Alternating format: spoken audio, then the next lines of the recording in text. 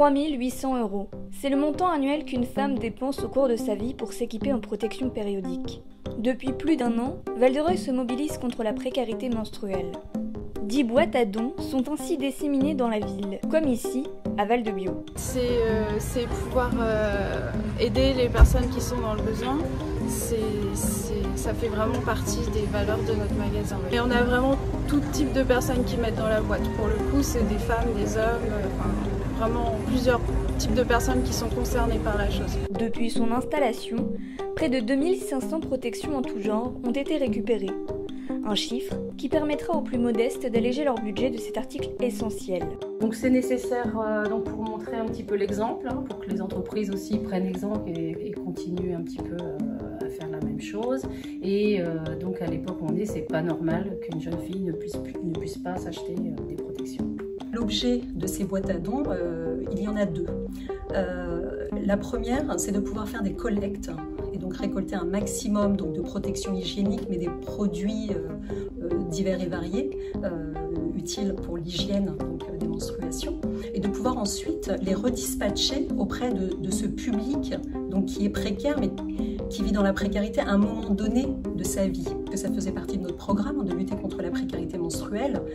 Donc l'idée, c'était de regarder ce qui se faisait dans le coin et à qui on pouvait s'adresser pour pouvoir travailler sur cette thématique-là. Et très rapidement, il y a deux organismes, une association et une entreprise qui travaillaient sur cette thématique. L'association avec laquelle on a décidé de travailler, c'est Règles élémentaires, et également Marguerite & Co, qu'on voit de plus en plus là depuis 1 an. Mais la lutte ne s'arrête pas là. Des distributeurs ont été installés au lycée et au collège Rolly-Valois. Les personnes qui peuvent pas se les acheter, du coup, on sait qu'il y en a un, donc on stresse pas ou quoi. Et j'ai des amies des fois qui peuvent pas se les acheter, donc du coup elles stressent, elles viennent m'en demander et tout ça. Que des fois moi j'en ai pas sur moi, donc du coup je peux leur dire vous allez à l'infirmerie et il y en a. Quand on a une menstruation, certaines des fois elles ont pas de protection dans leur sac, du coup c'est plutôt pratique d'en avoir un, comme ça évite les accidents. Même si c'est pas un sujet tabou, ça évite les accidents quand on a nos règles, de se tacher et des trucs comme ça.